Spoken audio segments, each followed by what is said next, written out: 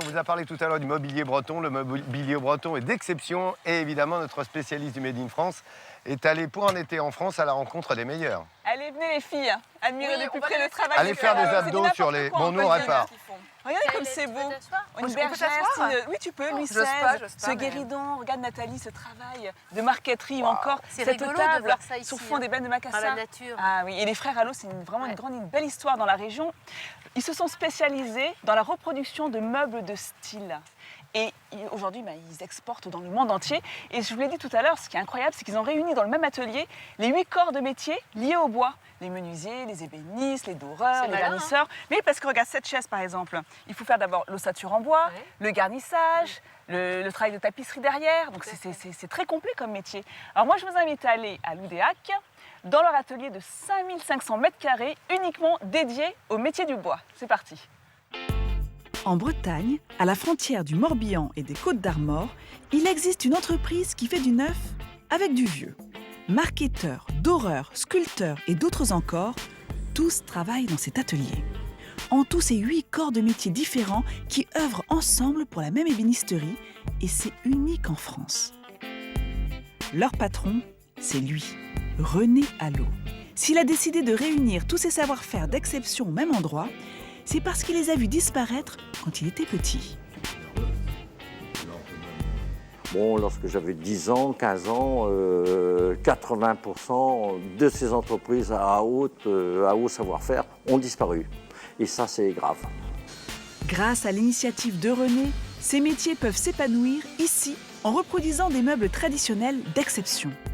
Plus que de simples meubles, ce sont des œuvres d'art de style XVIIe ou XVIIIe siècle qui s'adressent aussi bien à des passionnés qu'à une clientèle fortunée. Nous, on arrive à avoir des clients qui sont préposés au PTT, comme l'émir du Koweït, le prince royal de Thaïlande. Je veux dire, on a toutes sortes de clients chez nous qui viennent de partout, quoi. On a réellement plaisir de travailler avec ces gens-là. Quand ils nous demandent de fort belles choses, on est heureux. Voilà. Et pour fabriquer de belles choses, René doit utiliser du bon bois. Il est indispensable qu'il sèche naturellement. Pour se vider de sa sève, chaque centimètre de bois doit s'assécher pendant 1 an.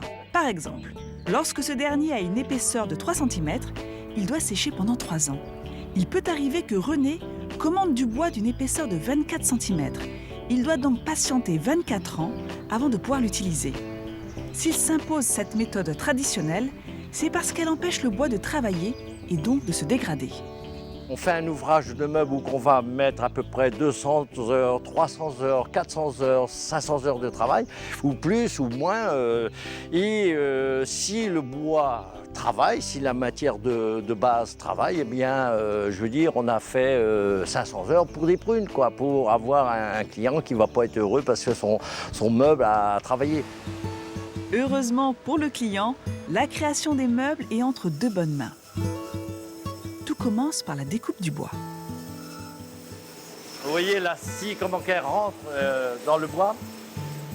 On appelle ça du débillardage. C'est de cette façon-là qu'on arrive à faire du très bel ouvrage. Une fois la forme de la pièce donnée, c'est au tour des sculpteurs d'intervenir.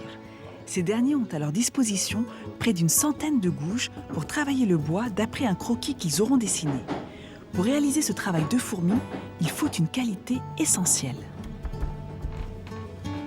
La patience.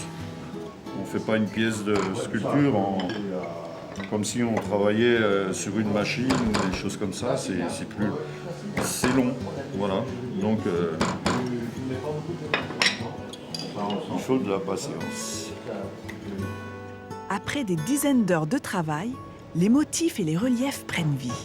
Ces volutes et autres ornements sont ensuite confiés à Thierry, un doreur qui s'émerveille toujours devant le travail de ses collègues.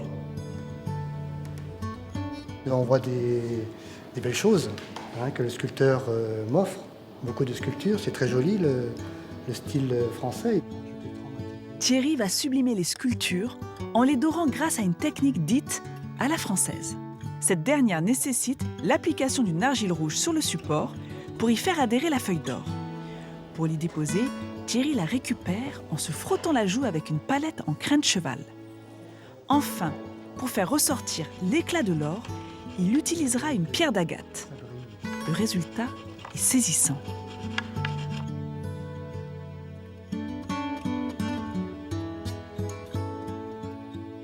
En parallèle, les marketeurs font également valoir leur savoir-faire exceptionnel en œuvrant sur d'autres décors.